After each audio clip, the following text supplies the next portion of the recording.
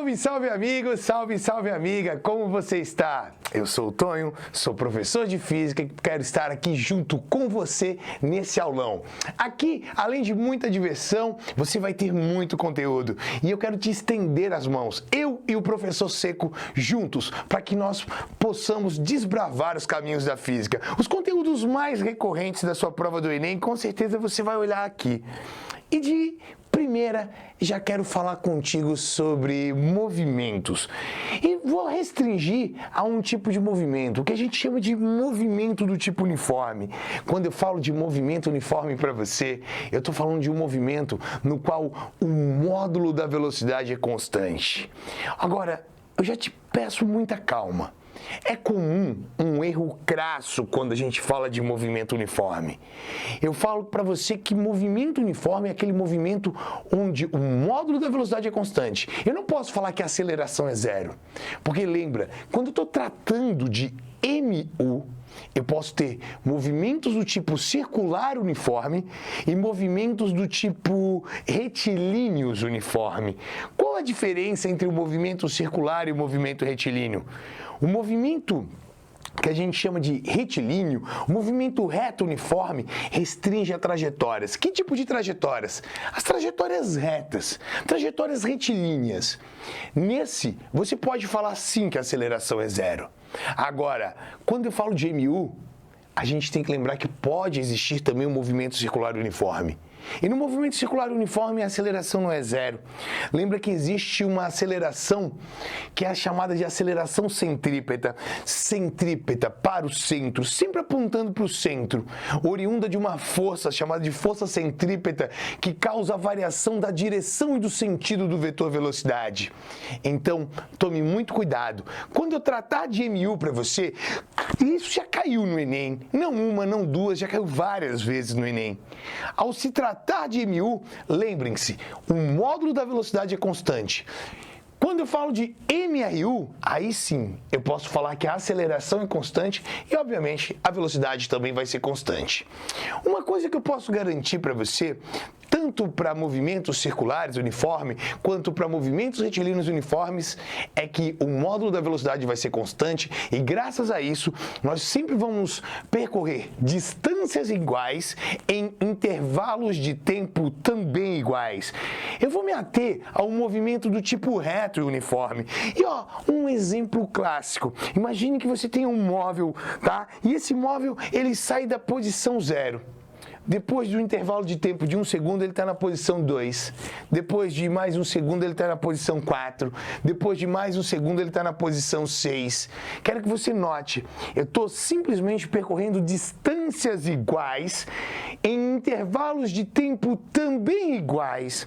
Isso mostra que a gente vai ter uma velocidade constante. Olha só, 2 metros a cada 1 segundo. 2 metros a cada 1 segundo. Ou seja, a velocidade do móvel é 2 metros por segundo, constante, sempre. E se essa velocidade não está variando nem em direção e nem em sentido, nem tão quanto no seu valor, no seu módulo, eu posso garantir para vocês que é o movimento retilíneo uniforme, no qual a aceleração é zero. Agora, falou de movimento retilíneo uniforme, lembra da função horária da posição. Nossa única equação que a gente tem, que é o nosso sorvetinho.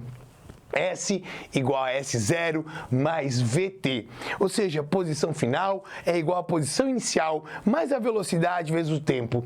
Notem que isso aqui é uma equação horária. E olha só, é a posição em função de um tempo. Velocidade constante, posição inicial. Se eu boto aqui, por exemplo, que a velocidade é 2 e a posição inicial desse objeto é 0, 2 vezes 2 segundos. 2 vezes 2, eu vou estar na posição 4. Ó, 2 segundos, eu estou na posição 4. Ou seja, uma função horária da posição. Se aparecer um gráfico, e esse gráfico for um gráfico de posição por tempo, lembre que a gente vai ter uma reta. Lembre-se também que quanto maior for a inclinação dessa reta, maior é a velocidade do seu corpo. E olha só, isso já te dá uma boa dica. vai falar para você que a velocidade desse objeto é numericamente igual à tangente de θ, ou seja, o coeficiente angular do gráfico do MRU de posição por tempo vai me dar a velocidade. E se por um acaso aparecer um gráfico, esse gráfico for de velocidade por tempo, lembre-se que a velocidade é constante e teremos uma reta. Essa foi a primeira dica para você. Espero que você tenha entendido e que você já esteja agora munido de movimentos retilíneos do tipo uniforme. Vamos para a próxima. O papo agora é MRUV, um aí dos queridinhos do Enem, e não só do Enem, como de qualquer vestibular. Para se dar bem, é interessante você saber algumas coisas. Quando eu falo de MRUV, eu estou falando de movimento retilíneo uniformemente variado. Vocês podem achar que eu vou ser aquele tiozão chato, né? Mas olha só, eu já vou te pedir que você faça uma coisa. Por gentileza, anota isso aqui, ó, uniformemente. Acredite ou não, isso vai fazer toda a diferença para você poder entender esse movimento. É um movimento no qual a velocidade vai variar, só que ela vai variar de forma constante. Ela vai variar de forma uniforme. É importante que vocês saibam que a nível de pré-vestibular, a nível de ensino médio, a nível de Enem, nós nunca vamos ter a aceleração variando. Para você estudar aceleração variando, você vai ter que fazer faculdade de física. E acreditem, talvez não seja uma das coisas mais bonitas que você vai ver dentro da faculdade, a aceleração variando. Mas isso aí é um assunto para outra hora. Entra na faculdade agora pelo Enem comigo, lembrando disso aqui. Quando eu tenho esse movimento retilíneo uniformemente variado, é um movimento no qual a gente vai ter a velocidade e essa velocidade vai variar constantemente. Imagine que você tenha um objeto aqui, ó, tá? E obviamente, para que essa velocidade varie, é importante que você já saiba que é necessário uma força. A força é a única coisa que vai fazer a velocidade variar. A força é a única coisa que faz com que um corpo possa mudar o seu estado. E falar de mudar o estado é mudar a sua velocidade, aumentar o módulo da velocidade, variar a direção, variar o sentido da velocidade. E olha só, eu tenho um corpo, velocidade inicial 0. Com certeza atuou alguma força ali em algum momento, e ele agora vai começar a ter uma velocidade. Depois de 1 segundo, eu garanto para ti que essa velocidade é 4 metros por segundo. Depois de mais 1 segundo, a velocidade é 8 metros por segundo. Eu tenho certeza que a próxima você não precisa nem olhar aqui. Você já respondeu daí. A próxima vai ser quanto? 12. Depois do 12 vai ser quanto? 16 metros por segundo. Depois do 16, você já viu aqui, ó, 20 metros por segundo. O que você com certeza já está pensando? O uniforme. A velocidade está variando uniformemente. Está variando de quanto? De 4 em 4. A cada 1 segundo, ela aumenta 4 metros por segundo. Escutou o que eu falei? A cada 1 segundo, a velocidade aumenta 4 metros por segundo. Ou seja, está variando 4 metros por segundo a cada segundo que passa. Com certeza você já matou outra coisa. Você já viu que a aceleração desse movimento é 4 metros por segundo ao quadrado. Sim. Se ela está variando 4 metros por segundo a cada 1 segundo, você já pode botar aqui, ó, que a aceleração é 4 metros por segundo ao quadrado. É uma aceleração constante. Sempre 4. 4 metros por segundo ao quadrado. E agora, eu posso te mostrar isso na forma de um gráfico.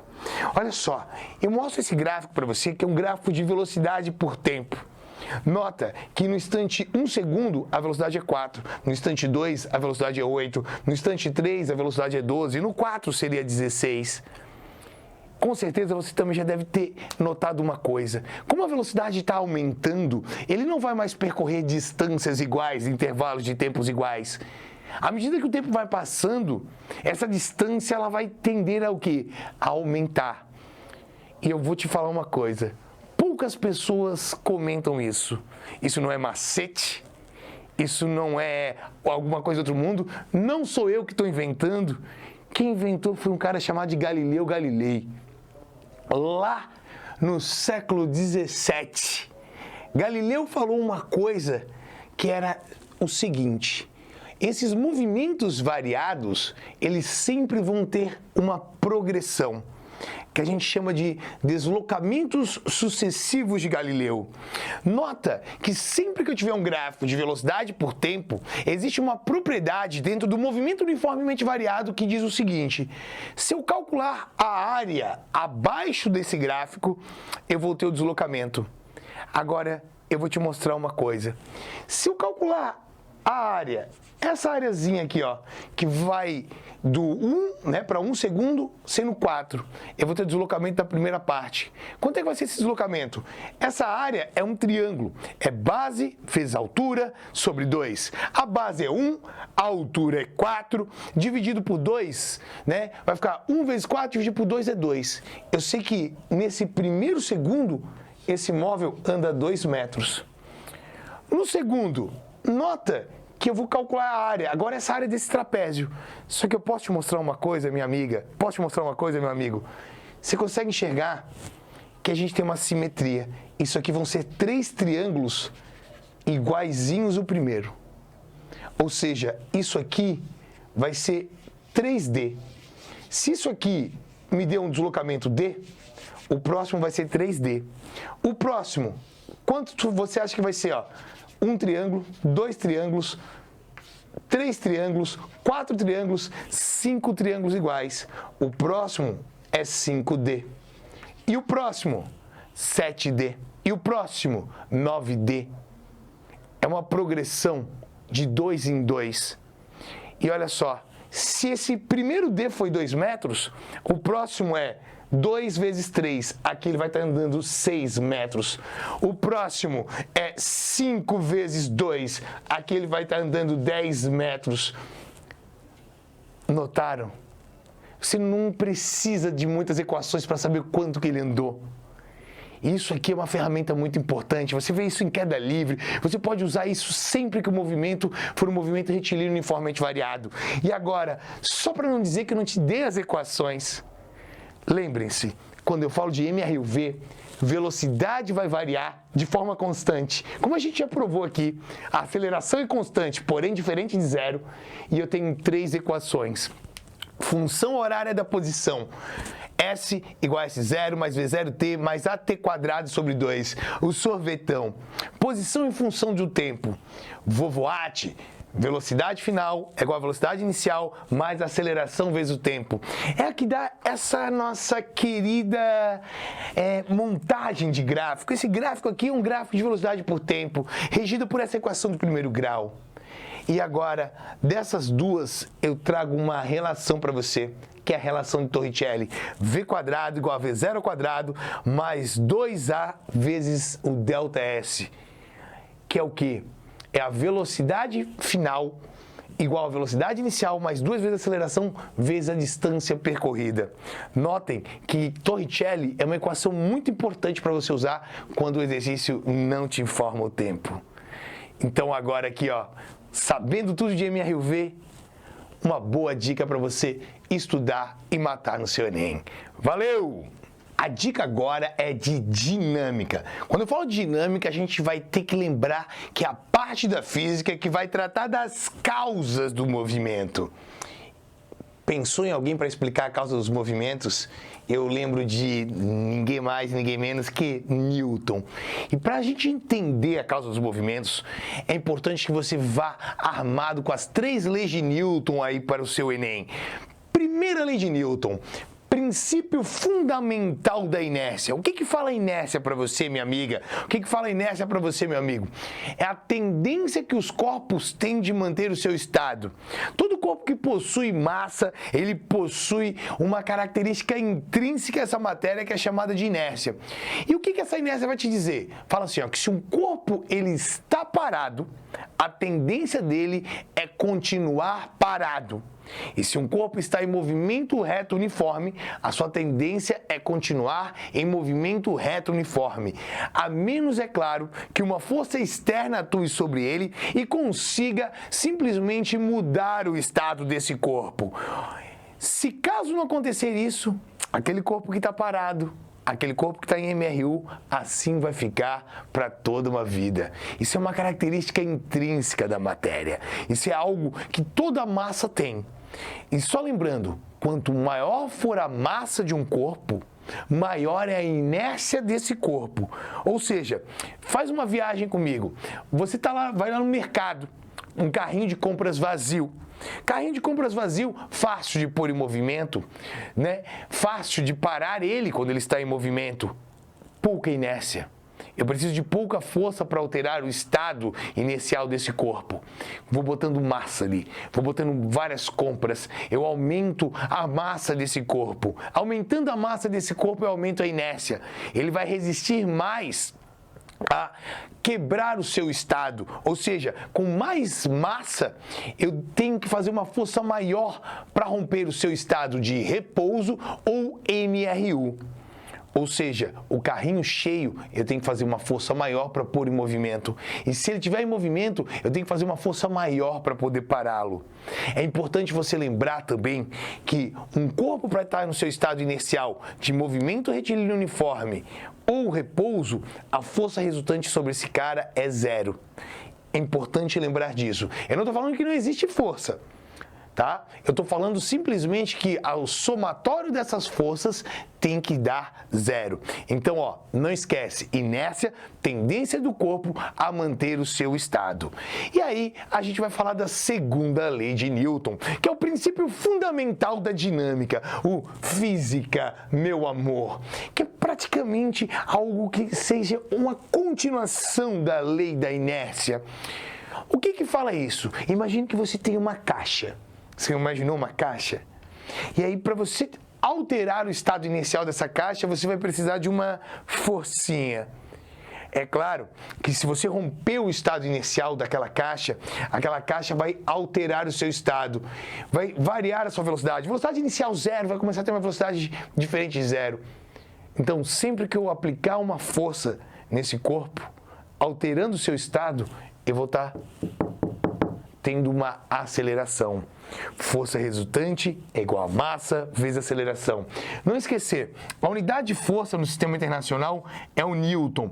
Para você fazer bonito, a massa tem que estar em quilogramas e a aceleração tem que estar em metros por segundo ao quadrado. Essas são as unidades padrões. Se tiver alguma coisa diferente, ele quiser a resposta em newtons, você tem que fazer as devidas alterações. E não esqueça, quanto maior for a força aplicada em uma massa, se eu tenho uma massa constante, quanto maior for essa força aplicada, maior vai ser a sua aceleração. Então, vai munido lá para a tua prova do Física, meu amor. A única equação que a dinâmica vai ter, basicamente. E olha só, terceira lei de Newton para você. A terceira lei de Newton, com certeza, ela é uma das mais famosinhas. Todo mundo fala de ação e reação. Só que eu vou te falar, é uma das leis que a gente tem que ter o maior cuidado. A terceira lei de Newton é simples e fala o seguinte: para toda força de ação, existe uma força de reação. De mesmo módulo. O que é o módulo? É o valor, mesma intensidade, na mesma direção, porém em sentidos opostos. É importante que você entenda que a ação nunca vai anular a reação. Como é que é? A ação nunca anula a reação. Ou seja, as forças têm que estar agindo em corpos distintos. Quer ver uma coisa? Eu empurrei o quadro vai me empurrar. Se eu empurrei com 50 newtons, o quadro me empurra com 50 newtons. Empurrei na direção horizontal, o quadro me empurra na horizontal. Empurrei o quadro para frente, ele vai empurrar no sentido oposto, vai empurrar para trás. Só que a força que eu faço no quadro não anula a força que o quadro faz em mim, porque são corpos diferentes. Tonho fazendo força no quadro fazendo força em mim. São corpos distintos. A ação nunca anula a reação. E aí eu te trago para um cuidado muito especial. Lembra daquela força que a gente chama de força normal, que é a reação da superfície? E lembra de uma força que a gente chama de força-peso, que é a ação do centro da Terra sobre os corpos. A força-peso, a reação dela está no centro da Terra. Se eu boto os dois, agindo num corpo, num bloco, e esse bloco está num plano horizontal, nota que normal e peso têm o mesmo módulo, eles vão ter a mesma direção em sentidos opostos. Você deve estar pensando assim, ação e reação. Vou dizer, não! Porque eles atuam no mesmo corpo. Eu posso anular essas duas. E a ação nunca anula a reação. Então, para você fazer bonito no seu vestibular, fazer bonito no seu Enem, lembra, princípio fundamental da inércia. Característica dos corpos manterem o seu estado. Princípio fundamental da dinâmica, física, meu amor. Princípio fundamental da ação e reação, né? Para uma força de ação, existe uma força de reação de mesmo módulo, mesma direção, sentidos opostos, né, atuando em corpos distintos. Essa foi mais uma dica com muito amor e carinho para você. O papo agora é energia. Mais especificamente, vou falar sobre sistemas conservativos. Mas para a gente poder iniciar a ideia de sistemas conservativos, é importante que você lembre o que é energia mecânica. Nós temos diversas formas de energia e, o Enem costuma cobrar isso com muita recorrência. Lembrem-se, você não cria energia, você não perde energia, você vem apenas transformando essa energia. Eu vou me ater aqui com você a uma energia que é chamada de energia mecânica. E quando eu falo de energia mecânica para você, minha amiga, para você, meu amigo, eu quero que você lembre daquela energia que é energia de movimento. Quando eu falei de energia mecânica, eu estou falando de movimento. E tem dois tipos aqui para você. A energia cinética. O que é energia cinética? A energia cinética é quando realmente você vê aquele corpo tendo uma velocidade, variando a sua posição, tendo movimento efetivo. Ou seja, quando esse corpo ele tiver uma velocidade, ele vai estar dotado de energia do tipo cinética. E como se calcula essa energia cinética? Massa do corpo vezes a velocidade elevada ao quadrado sobre 2. Não esqueça, a unidade de energia cinética é a mesma unidade de energia mecânica que é a mesma unidade de qualquer energia, que é o Joule. E aí eu falo que nós temos ainda a energia potencial. Falei de energia potencial? Lembra que a energia potencial é aquela energia que pode ser armazenada. Ou seja, por exemplo, eu pego esse meu querido giz, pergunto para você, aqui tem energia mecânica? Você vai olhar para ele e vai dizer, sei lá, tem, sim, não tem? Depende da tua resposta, mas eu garanto que tem. Não tem energia cinética, porque você não vê efetivamente ele tendo uma velocidade. Mas possui energia mecânica, porque existe uma energia armazenada que, se eu largar, eu consigo transformar efetivamente em velocidade, em movimento. Essa energia armazenada é energia potencial. De que tipo? A energia potencial do tipo gravitacional, EPG, onde massa vezes gravidade vezes a altura que esse corpo vai estar em relação a uma referência nossa. Quer ver uma coisa? Se eu boto minha mão como referência e tenho esse giz aqui, né? Eu digo que do giz até minha mão eu devo ter uns 30 centímetros. Quando eu largo, a gente vai transformando efetivamente a energia potencial gravitacional, aquela energia que é armazenada, em energia cinética. E ainda tem um outro tipo de energia para você, que é a energia potencial do tipo elástica.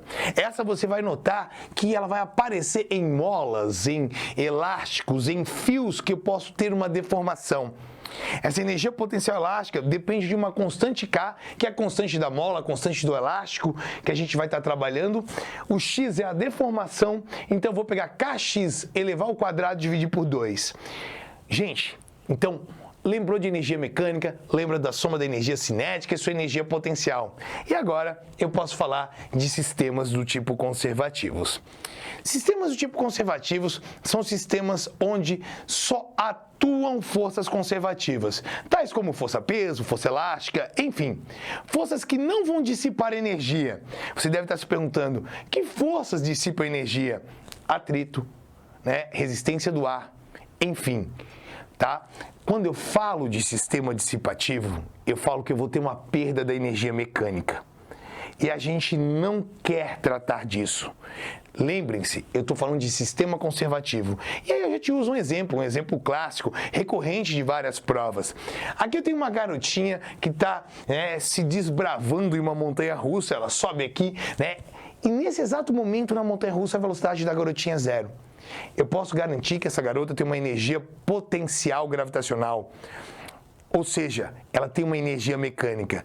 Se a velocidade é zero, eu até posso garantir para você que a energia cinética é zero.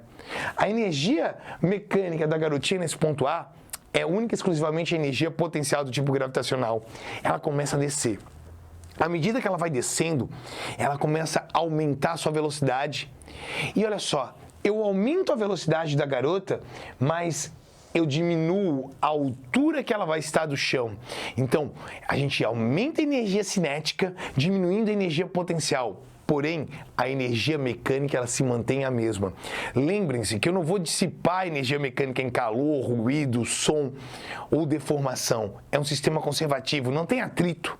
Então, a energia mecânica que ela teria no ponto A, ela vai manter no ponto B.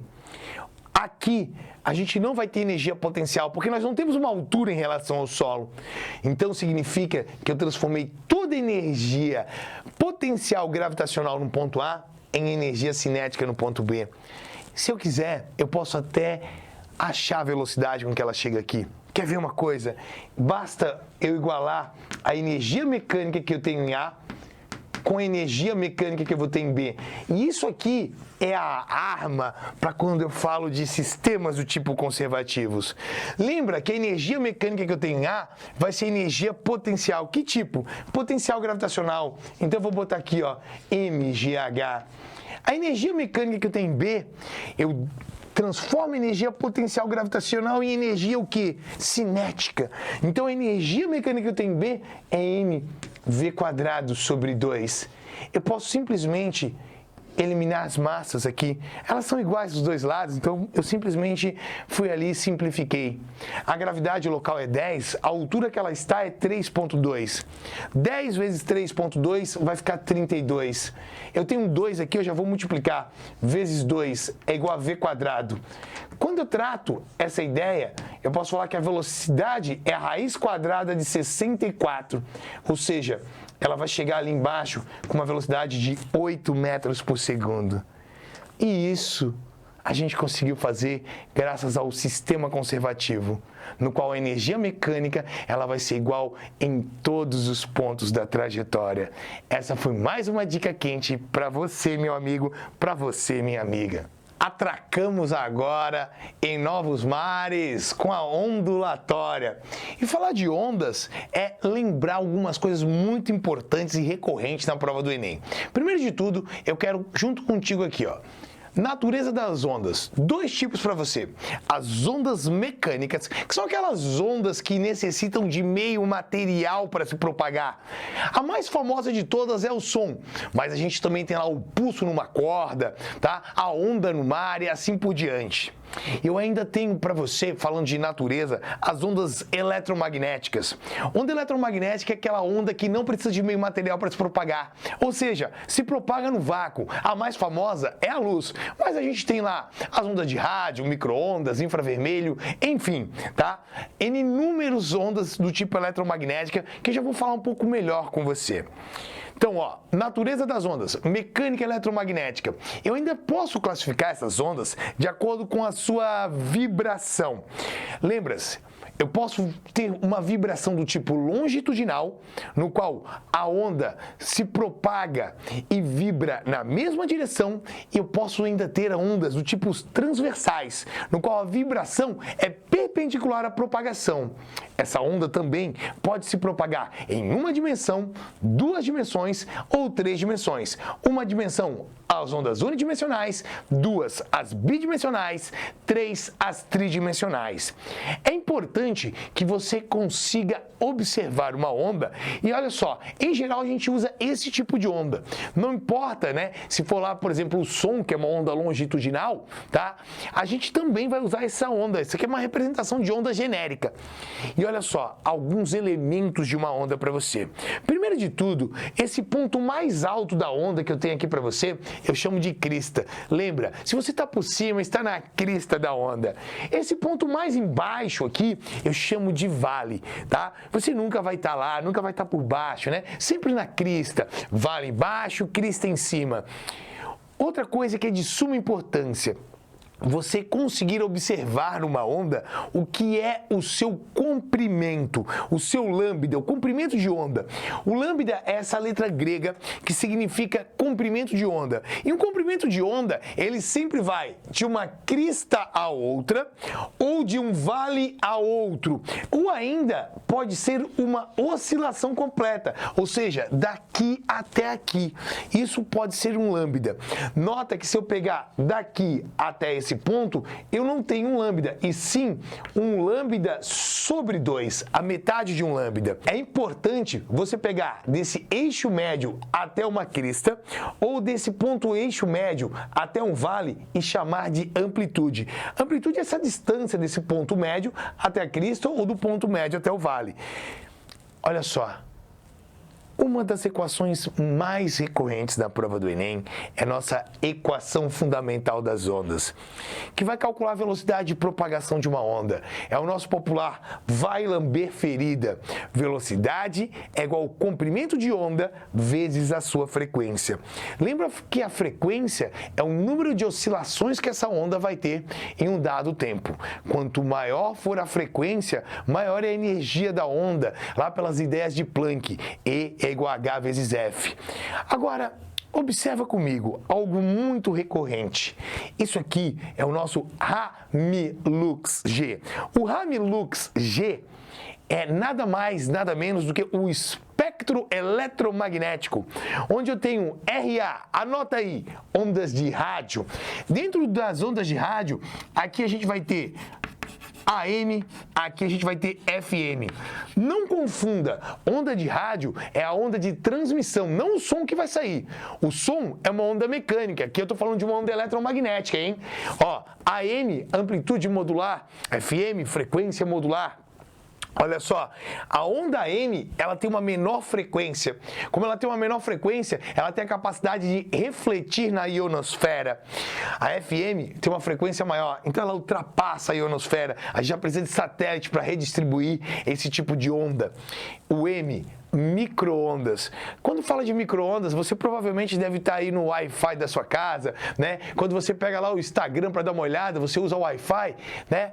Falando em Instagram, segue lá, né? Tonho Física.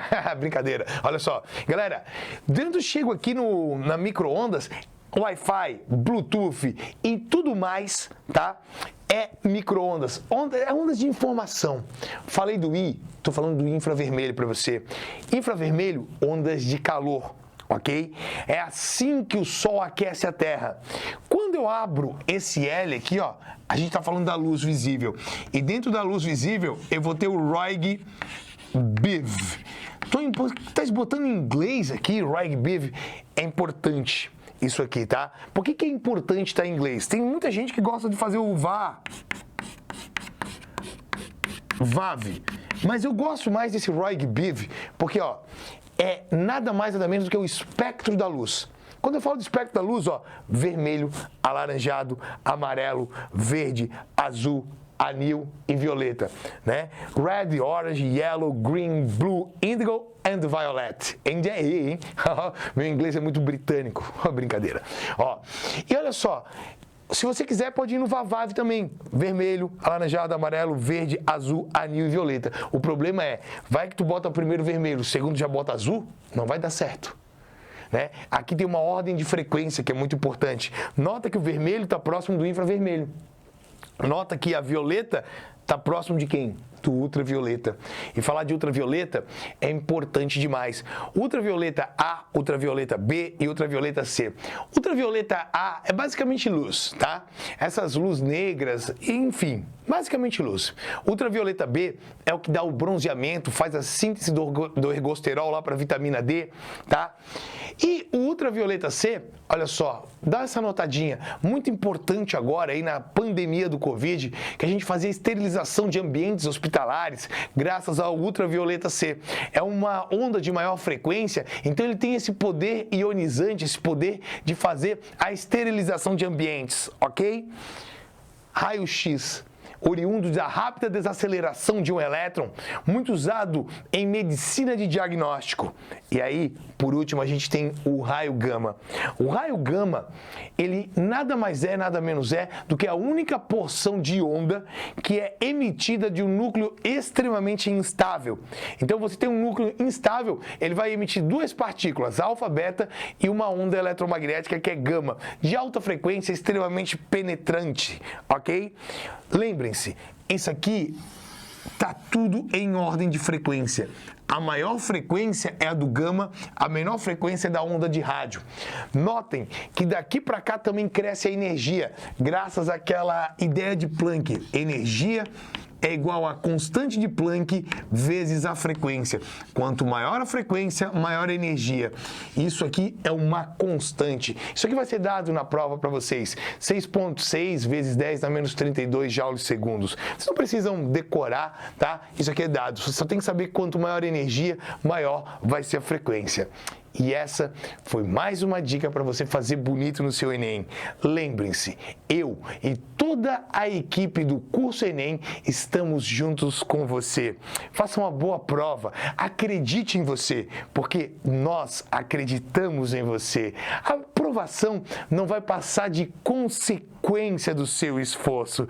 E eu sei, nesse momento, pandemia, isso, aquilo tudo, eu sei o quanto você está se esforçando para estar aqui.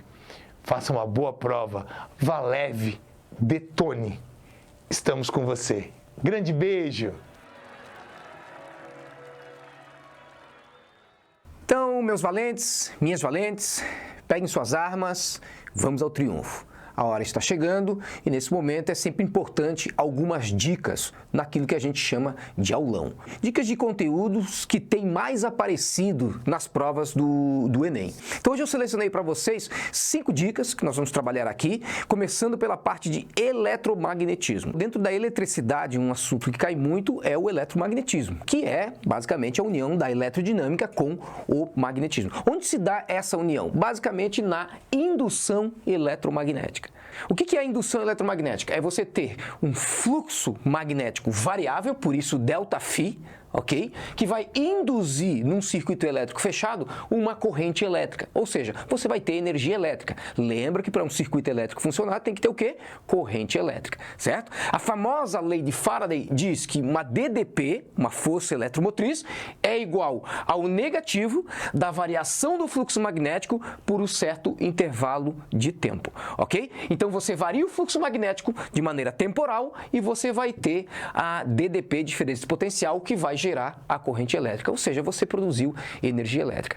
A dica mais importante aqui é que a indução eletromagnética, você transformar magnetismo em eletricidade, ou a união do magnetismo com a eletricidade, para ter corrente elétrica induzida, não basta ter fluxo magnético. Você tem que ter a variação dele, ó, ΔΦ, não é apenas Φ. Ah, mas então como é que eu vario o fluxo magnético, professor? Olha lá, ΔΦ, variação do fluxo magnético, é igual a BA cosseno de θ. Estas 3 variáveis aqui, ó, campo magnético B, área da espira, que vai estar imersa no fluxo magnético, e o ângulo de giro da espira é que vão variar o fluxo magnético. Então, eu posso variar de 3 formas: variando o campo, variando a área ou o ângulo de rotação, ok? Eu fiz um desenho aqui para você, ó, essa aqui em branco é a minha espira, olha lá, ó, certo? Essa linha aqui é uma linha de campo magnético, certo? Aí você vai ter várias linhas, por isso que a gente fala em fluxo. Agora, como é que eu vou variar esse fluxo? Vamos imaginar que eu tenho um campo magnético variável. Eu vou aumentar o campo ou diminuir o campo. Essa linha aqui vai ficar mais grossa ou mais fina. Então, daí eu estou variando o fluxo, estou induzindo corrente elétrica, ó, no meu circuito fechado. Ah, mas se o campo for constante, eu posso variar outra coisa, a área da espira. Eu fiz só uma linha, mas eu tenho várias linhas aqui, ó, que atravessam o quadro.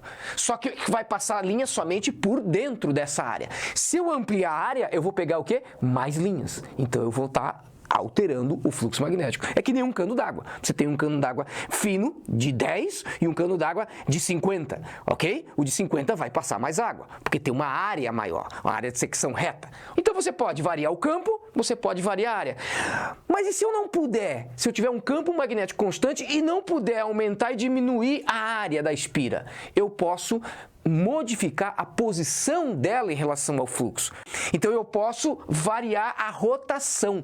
Essa espira está aqui, ó, a linha está batendo direto aqui, ó, certo? Ou daqui para lá, ó. Deixa eu mudar minha posição aqui, vai ficar mais fácil, ó. A espira está nessa posição, a linha está vindo aqui, ó. Se eu começar a rotacionar a espira, olha lá, ó, rotacionando ela, para ela ficar na horizontal, a linha não passa mais pela espira, vai passar rente a ela. Então eu vario o fluxo, ó. Se eu começar a rotacionar para cima, passa mais linhas, ó, aumentando o fluxo e vai diminuindo o fluxo. Então eu posso variar o fluxo magnético de 3 formas: o campo, área e um ângulo que nós chamamos de ângulo de rotação. Vai gerar uma diferença de potencial aqui na fiação da espira, logo nós vamos ter o quê? Uma DDP que induz uma corrente elétrica, certo? Então isso que é o eletromagnetismo, e prestar atenção que no Enem aparece muito essas proporções ou respostas que nós temos que analisar quem que está variando para produzir determinado efeito, certo? Um exemplo claro disso é o quê? Uma usina hidrelétrica. Nós estamos passando por uma crise hídrica, não chove, e essa crise hídrica está provocando uma crise energética em termos de produção de energia elétrica. Por quê?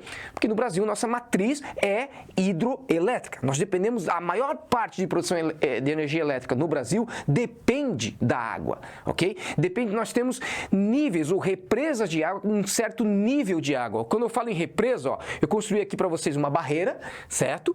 Aqui eu represei a água e nós temos um nível, ó, uma altura de coluna de água que nos interessa. Isso aqui nos proporciona energia potencial gravitacional, que vai entrar numa tubulação e se transformar em energia cinética. Essa cinética de translação vai se transformar em cinética de rotação. Eu vou girar um rotor aqui, uma turbina, e essa turbina vai acionar o quê? O gerador. Lá dentro do gerador, você tem várias espiras girando no interior de um campo magnético constante com área constante. Então, lá no gerador de uma hidrelétrica, você varia esse θ aqui, ó. Você gira, varia a rotação e produz energia elétrica e aí leva para a transmissão, ok?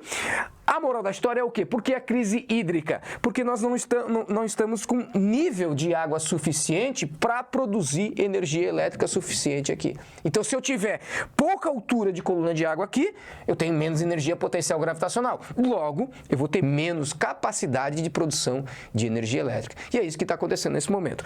Óbvio que esse desenho aqui, né, é todo acoplado, né? Se você for visitar uma hidrelétrica, tudo isso está dentro do mesmo quadrado, vamos dizer assim. Aqui eu só destrinchei para ficar um pouquinho mais didático. Ok? Então, indução eletromagnética, produção de energia elétrica, que tem a ver, inclusive, com essa temática da crise hídrica, tá? É um assunto bem atual para estar aparecendo aí no Enem. Então, essa é a dica relacionada à eletricidade, e eu vou conectar uma outra dica aqui com outro assunto, só que daí de termologia, ok? Então, galera, a segunda dica, né, de um dos assuntos que mais aparece no Enem é sobre termodinâmica, dentro da termologia, né? E dentro da termodinâmica nós temos a primeira lei da termodinâmica, que é basicamente o enunciado da conservação de energia no universo. Nada se cria, nada se destrói em termos de energia. Tudo se transforma. Não é em termos de matéria, estamos falando em termos de energia. E agora eu vou vincular essa dica aqui da termodinâmica àquela dica da indução eletromagnética. Variação, lembra sempre, não é fluxo magnético, mas sim a variação do fluxo magnético induz corrente elétrica. Então nós temos, por exemplo, as espiras, você tem um campo constante, uma área constante, você pode rotacionar ela e essa rotação produzir energia elétrica. Foi isso que nós vimos numa hidroelétrica. Agora eu vou mostrar para você uma termoelétrica, que tem a ver com a primeira lei da termodinâmica e tem a ver com a indução eletromagnética. Porque aquilo que nós vimos lá no gerador da hidrelétrica continua ocorrendo aqui, ó. Só que ao invés de nós girarmos essa espira para variarmos esse θ através da água, agora nós vamos girar através de vapor d'água e num ciclo fechado, onde eu não necessito que tenha uma chuva constante. Então, olha só o que acontece aqui, ó. Eu tenho um sistema onde a gente chama de caldeira, tá? Sendo que o nome próprio caldeira já sugere que ele vai ser aquecido. E lá dentro eu tenho água líquida. Essa água líquida se transforma em vapor a alta pressão e temperatura, circula numa tubulação e vem girar uma turbina. Essa turbina aciona o gerador. Lá dentro do gerador, DDP, epsilon, força eletromotriz, é igual a menos ΔΦ por ΔT. Por que isso acontece lá? Porque nós variamos o fluxo magnético no intervalo de tempo, rotacionando espiras. Só que antes com a força d'água e agora com a pressão, né, ou com a força do vapor d'água. Esse vapor depois ele vai se condensar e volta para a caldeira de novo, se transforma em vapor. Por isso que eu falei que é um ciclo fechado, né? Você já tem uma quantidade de água ali, não necessita que chova para ter sempre água dentro da caldeira, tá? Isso é importante. Então, a crise hídrica, nesse momento, ela não afeta tanto, tá? Então, nós não temos essa questão. E depois eu faço um outro paralelo entre hidrelétrica e termoelétrica, tá ok? O que eu quero mostrar para você aqui é a primeira lei da termodinâmica. Ela tem a ver com o que eu falei, conservação de energia. Então, repara o seguinte, aqui na caldeira, tá? Você está aquecendo ela com um combustível, por exemplo, um combustível que pode ser carvão, né? Pode ser gás natural, pode ser qualquer outro tipo de combustível. Mas você vai gerar um calor ali, você vai injetar energia térmica nessa caldeira, ok? Que eu estou representando pela letra Q maiúsculo de calor. Então você injeta calor nesse sistema, energia. A energia interna, a temperatura aumenta, variando a energia interna da água. A gente representa essa variação de energia interna por ΔU, ok? A água atinge uma temperatura e se transforma de líquido para vapor. Vai atingir uma certa temperatura e pressão alta e vai escoar por essa tubulação. Quando gira a turbina, gera-se o quê? Trabalho, que também é energia. Trabalho é uma transformação de energia, ok? O W representa a grandeza trabalho, né? Aí devido ao inglês work, né? Lembra sempre work em inglês significa trabalho. Então repara que eu entro com calor, parte fica no sistema variando a energia interna e outra parte sai na forma de quê? De trabalho. O que eu falei lá no início da aula, da dica? Energia você não cria, você não destrói, ela se transforma. Então, o calor que entrou vai ser igual àquilo que sai. Variação da energia interna, mais o quê? O trabalho. Isso é o princípio da primeira lei da termodinâmica. Ela basicamente expressa a conservação da energia no universo. É nesses termos que nós temos que pensar em termos de primeira lei da termodinâmica. Feito? Então, vamos para a próxima dica. E aí, na próxima dica, a gente vincula também com a termologia, mas a gente já vai para o lado da calorimetria. A primeira dica é relacionada à interpretação, tá? O que você tem que interpretar primeiro? Não é a curva. Muitos vão direto na curva. Aqui, apesar de ser reta, a gente chama de curva, que representa a relação entre o eixo Y e o eixo X. Antes de interpretar a curva, se está aumentando ou diminuindo, você tem que depois entender o que está aumentando, o que está diminuindo. O que em relação ao que? Então, a primeira coisa que você observa é quem está nos eixos. Aqui, eixo Y e aqui, eixo X. O que eu estou representando no eixo Y? T maiúsculo de temperatura. Entre parênteses, a unidade. É uma grandeza física, grau Celsius. Então, eu tenho valores de temperatura no eixo Y e aqui eu tenho valores de quê? T minúsculo de tempo, ok? Dado em que unidade? Em segundos. Então, agora eu sei que eu tenho uma relação entre temperatura versus o tempo. Aí, agora você observa a curva. Ó, do tempo zero, aqui é o tempo zero, onde cruzam os eixos, ao tempo T1, nós vamos a temperatura T0 para a temperatura T1, certo? Ou seja, a temperatura, ela aumentou. Agora, entre os tempos T1 e T2, a temperatura não muda, ó, ela permanece como? Constante. E depois, de T2 para T3, ela volta a aumentar. Então, agora eu fiz uma interpretação do que está acontecendo com a temperatura em relação ao tempo. Por que ela aumenta, permanece constante e aumenta de novo? Porque aqui a substância, né, eu estou idealizando como uma substância pura, ela está mudando de fase. E quando a substância, uma substância pura, muda de fase, muda de estado físico, ela permanece com a temperatura constante. E é aí que entra a história do calor sensível e do calor latente. Como eu falei para você, tanto calor sensível quanto calor latente é energia, só com funções diferentes. Então, quando você tem um corpo e ele recebe calor, a primeira coisa que acontece é que aumenta a temperatura, aumenta a vibração molecular. Depois de um certo tempo, vamos imaginar que esse corpo seja sólido, essas moléculas que estavam vibrando, elas vibram tanto que elas acabam o quê? Se rompendo. Aí você está mudando de estado. A primeira energia que ela recebe para vibrar mais, né? No caso aí do aumento de temperatura, é o calor sensível. Então, o calor sensível aumenta a vibração molecular. Ele é responsável pela variação de temperatura. Quando muda de fase, a temperatura permanece constante, ok?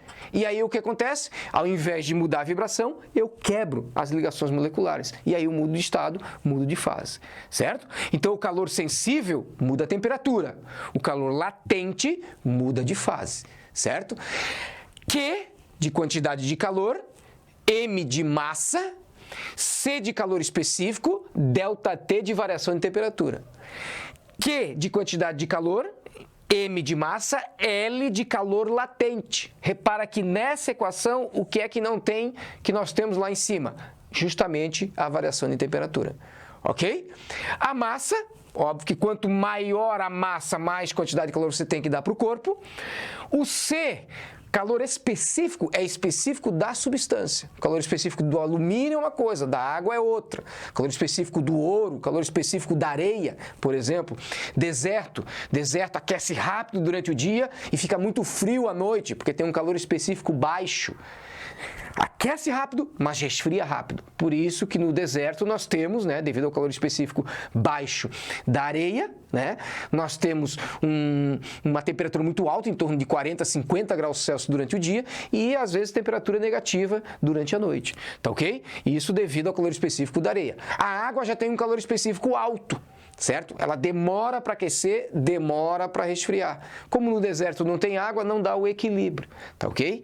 Então essa que é a lembrança. E variação de temperatura da substância, né, que vai acabar mudando, pode ser para aumentar ou diminuir, tá? Nós estamos falando de variação, né? Eu dei o exemplo ali de aumentar a vibração molecular, mas ela pode diminuir também, tá? Então, claro que quando aumenta, recebeu o calor. Quando diminui, perdeu o calor, né? Diminui a temperatura. E o calor latente, a massa também, se você quer vaporizar mais água ou menos água, mais calor, você vai ter que dar, né? Ou menos calor, diretamente proporcional. E o calor latente depende da substância também. Então, toda substância, para mudar de fase, ela tem que receber uma certa quantidade de calor a cada unidade de massa, por exemplo, tá? Então, a água, para você derreter o gelo, você tem que dar uma quantidade de calor latente. Para você vaporizar ela, e do líquido para o gasoso, é uma outra quantidade de calor latente, tá? Então não é só calor latente da água, mas a calor latente de vaporização para a água, calor latente de difusão da água, tá? São esses valores aí. Mas isso aí geralmente trabalha essas ideias. É mais para vocês lembrarem da diferença entre o calor sensível e o calor latente. Um varia a temperatura, outra muda o estado. Valeu? Galera, uma outra dica relacionada à eletrodinâmica, né? Em termos de circuito elétrico. Geralmente aparecem circuitos elétricos na prova do Enem, tá? Então aqui eu quero mostrar para vocês a análise de um circuito elétrico, e um circuito elétrico muito tradicional que apareceu em vários vestibulares, né? E que os alunos confundem muito essas três lâmpadas aqui, que estariam representando os nossos três resistores, né? Aqui eu tenho uma resistência, R1, aqui eu tenho outra R2 e aqui eu tenho outra R3, certo? É correto considerar essas duas lâmpadas em paralelo, tá ok? Só que o grande erro aqui da moçada é que considera-se as três lâmpadas em paralelo. E isso é errado, tá? Apenas essas duas aqui, ó, ok? Lembra sempre que nós temos uma fonte de energia, ó, a bateria, né, que tem uma DDP, diferença de potencial. A chapinha maior é a positiva e a menor é o quê? A negativa. Então, se esse circuito aqui está fechado, circula por ele uma corrente elétrica, tá? Essa corrente elétrica sempre sai do positivo e vai para o negativo. Ela circula neste sentido, tá? Então, sempre saindo do positivo e chegando no negativo. Esse é o sentido da corrente. Aí você repara o seguinte, a corrente elétrica vem aqui, certo? Passa por essa lâmpada L1, que tem a resistência R1, certo? Passa a corrente I, eu chamei de I. E quando chega nesse nó, o que acontece? Ela se divide pela conservação da carga elétrica. Não pode surgir carga elétrica para manter I para cá, I para cá, certo? Tem que dividir. Então, você vai ter I1 aqui e I2 aqui. certo? Somando as duas, vai daí. E essa soma vai se dar lá embaixo, ó. A corrente elétrica ali, lá se separa e aqui ela faz o quê? Se une, chegando I de novo na fonte, tá certo? Então essa é a corrente elétrica, é isso que vai comandar, é isso que vai dar o brilho para as lâmpadas. Sem corrente elétrica não tem brilho, não tem aquele efeito Joule, ok? Agora, por que aqui está em paralelo e isso aqui não está em paralelo com essas duas? Porque, veja bem, o paralelo fala muito sobre a DDP, que as lâmpadas estão submetidas. Então eu coloquei para você aqui, ó, esse ponto eu chamei de A, esse ponto B. Isso aqui tem um potencial elétrico, aqui tem outro potencial elétrico. Então tem uma DDP entre A e B, que é basicamente o da fonte, certo? Agora repara que nessa linha aqui, ó, esse fio, não tem nenhuma resistência elétrica, então você não vai queimar energia aqui. Logo, se você tem um potencial A aqui, aqui você também vai ter um potencial A. A gente diz que esses dois pontos estão curto-circuitados. Se aqui é A, aqui também vai ser A, ó, porque está curto-circuitado. Você não tem resistência queimando energia ali, ok? Agora, quando você vem aqui, ó, do B para este ponto, ou deste nó para este nó, tem a lâmpada no meio. Então, parte da tensão ou parte da energia que a corrente elétrica está trazendo para o circuito vai ser deixada aqui no R1, ok? Então, você não tem mais o mesmo potencial B aqui, ó. Esses dois pontos não estão curto-circuitados, ok? Você está queimando energia aqui, ó. Então, aqui eu vou chamar de ponto C. Diminuiu o potencial, eu não sei para quanto. Se aqui é C, aqui também é C. Aí você repara que essa lâmpada R3, ó, está entre o ponto com potencial A e o potencial C, potencial AC. Essa outra também está entre o potencial AC, ó. E a DDP para essa lâmpada é BC, é um potencial, uma DDP diferente. Então, esta lâmpada não está em paralelo com essas duas que estão em paralelo. Tá? Então é muito comum o aluno considerar as três em paralelo, faz a equivalência da resistência em paralelo com as três, tira uma resistência, aplica V igual a RI e descobre uma corrente. Só que não é a corrente do circuito. Você vai ter que fazer uma equivalência entre essas duas em paralelo que vão deixar uma, e essa com essa vão ficar o quê? Daí em série, depois que tu tirar essa da jogada, ó. Você fizer a equivalência entre essas duas, tá ok? Então é importante demais você notar isso daí, que quem comanda, se está em série ou paralelo, tem muito a ver com a DDP das lâmpadas, tá ok? Não olha só pro desenho. Valeu? Então, galera, já que a gente falou aí da crise hídrica, que gera uma crise de produção de energia elétrica, vamos falar um pouquinho também do cálculo ou do consumo de energia elétrica. Como é que a gente calcula o consumo de energia elétrica, por exemplo, de um eletrodoméstico? Eu trouxe para você aqui o eletrodoméstico que mais gasta em casa, tá? Ou um dos, né? É um aparelho resistivo que é o chuveiro elétrico, tá ok? Então esse é um dos aparelhos que mais consome energia elétrica dentro de casa, e você vai ver que isso é verdade. Então, por exemplo, dentro desse chuveiro, ou neste chuveiro, vem sempre uma etiqueta, assim como todo aparelho elétrico dentro de casa tem uma etiqueta, e nessa etiqueta tem informações lá, certo? Então aqui, por exemplo, ó, 220V, 4400W e 20A. Que informações são essas? É importante a gente decifrar isso, tá? Ó, 220 volts. Então, esse aparelho, esse chuveiro, funciona em 220 volts, tá ok? A gente sabe que no Brasil existem cidades com 220 e com 110, certo? Então, esse aqui é para funcionar em 220 volts. Se ele funcionar em 220 volts, ele gera uma potência elétrica, ele dissipa uma energia elétrica de 4.400 watts, tá ok? Então, a potência dele que ele dissipa é essa daqui. E vai gerar uma corrente elétrica no circuito aqui, que está ligado na tomada, de 20 amperes. Por isso que em casa, cada chuveiro tem que ter um disjuntor.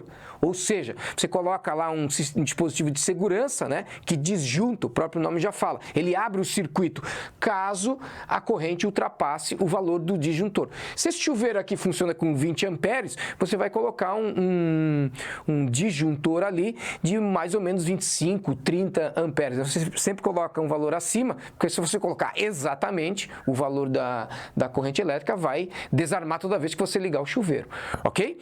Então, essas informações técnicas estão sempre etiquetadas num aparelho elétrico. Então, o Enem pode trazer, por exemplo, a etiqueta de uma torradeira, a etiqueta de um chuveiro, a etiqueta de um ferro elétrico e assim por diante. Tá ok? Então, primeira voltagem, potência, corrente elétrica, não necessariamente nessa sequência. Agora, eu estou falando de consumo de energia elétrica, isso tem a ver, claro, com a potência. Porque o que é potência? É consumo de energia por intervalo de tempo. Esse watts é joule por segundo. Então, eu dissipo aqui 4.400 joules a cada 1 segundo nesse chuveiro. Ok? Logo, como eu tenho P igual a ΔE por ΔT, esse ΔT ele está dividindo, passa para o outro lado como? Multiplicando. Ó. Então, o meu consumo de energia elétrica ele é igual a potência vezes o intervalo de tempo. Tá? Então, no consumo de energia elétrica, a gente nunca considera somente a potência do equipamento. Tem que ver o tempo que ele vai permanecer ligado. Tá? Quer ver uma coisa que nós temos muito em casa hoje e gasta, certo? A conta é mais ou menos R$50 por ano. Tá? R$50 por ano que você deixa aí na companhia de energia elétrica devido aos LEDs que os equipamentos eletrônicos têm em casa. Então, quando você vê uma luzinha de LED lá acesa na tua TV, que está lá preparada em stand-by só para ligar com o controle, aquela luzinha ali ela está gastando. E ela gasta 24 horas por dia, porque ela fica ligada 24 horas por dia, mesmo que você não ligue a TV, ok? Então, esse tempo é muito grande, a potência lá do LED é pequeno, muito pequeno, comparado com as lâmpadas que nós temos em casa. Mas o tempo de funcionamento dele é grande. Aí você diz, professor, R$50 por ano é barato. Não, não é barato porque você não tem só um LED. O micro-ondas tem LED, a TV tem LED, a torradeira tem LED, todos os equipamentos elétricos que a gente tem em casa praticamente tem LED. Então, se você juntar todos eles, você vai deixar bem mais que R$50 por ano, tá ok? Porque eles ficam 24 horas ligados. Então, tem que cuidar no consumo de energia elétrica. Se o Enem vier falar do consumo alto ou baixo, não considera só a potência. Considera o tempo também. É essa dobradinha aqui, ó, P vezes ΔT. Vamos calcular o consumo de energia elétrica desse chuveiro aqui, ó, para um banho de 15 minutos, ó. Quanto que vale o consumo de energia elétrica? Bom, ΔE, consumo de energia elétrica, é igual a potência vezes tempo, certo? A potência é quanto? 4.400 watts. Peguei na etiqueta do chuveiro. O tempo tem que estar em hora. E eu falei 15 minutos. Uma conversão rápida é a gente imaginar dividir o relógio em 4 partes. O que é 15 minutos? Não é uma parte dessas 4 aqui? Isso que é 15 minutos, é quando o ponteiro está aqui no 3, certo? Então, 15 minutos a gente diz que é 1/4 de hora, certo? Então, nós temos aqui 1/4 de hora representando os 15 minutos. Logo, 4.400 watts vezes 1/4 de hora. Logo, a gente vai ter 4.400 dividido por 4, né? Vai dar 1.100 e watt vezes hora. Só que a Companhia de Energia Elétrica no Brasil não cobra watt-hora, ela cobra por quilowatt-hora. Tá? Então, para você ter o quilowatt, o que é o quilo? O quilo é 1000. O quilo não é uma unidade de medida, ele é um múltiplo. 1 quilograma, 1000 gramas. 1 quilômetro, 1000 metros. 1 quilowatt, 1000 watts. Então, para você ter o quilo aqui, você divide esse valor por 1000. 1.100 por 1000 vai dar 1,1. Então, no caso, 1.100 watt-hora é 1,1 kWh, ok? Aí a pessoa, pô, mas eu gastei só 1 kWh, professor. O quilowatt-hora aqui na minha cidade é 65 centavos. O senhor disse que ia ser muito caro. Agora eu vou mostrar para você o cálculo, tá, de quanto você pagaria para a sua companhia de energia elétrica por esse 1,1 kWh. Lembrando que nós temos que pagar a cada 30 dias. Então, vou mostrar o cálculo para você. Então, galera, fechando aí o nosso raciocínio, a gente viu que o consumo ali deu de 1,1 kWh e agora vamos calcular o preço que a gente pagaria por esse 1,1 kWh, que é um banho de 15 minutos. Eu estou com uma fatura aqui de energia elétrica, né, da companhia aqui de Santa Catarina, que é a Celesc, tá? Então, a Celesc, ela cobra da gente o quilowatt-hora por faixa, tá? Então, de 0 a 150 kWh, dentro dessa faixa, você paga 1 kWh 65 centavos, tá? Então, vamos calcular o preço que a gente pagaria dentro dessa faixa, certo? Ó, 1 kWh 65 centavos, eu faço uma regra de 3. 1 para 0,65, 1,1 para X, certo? Faça aquele cruzamento, ó, X vezes 1, ok?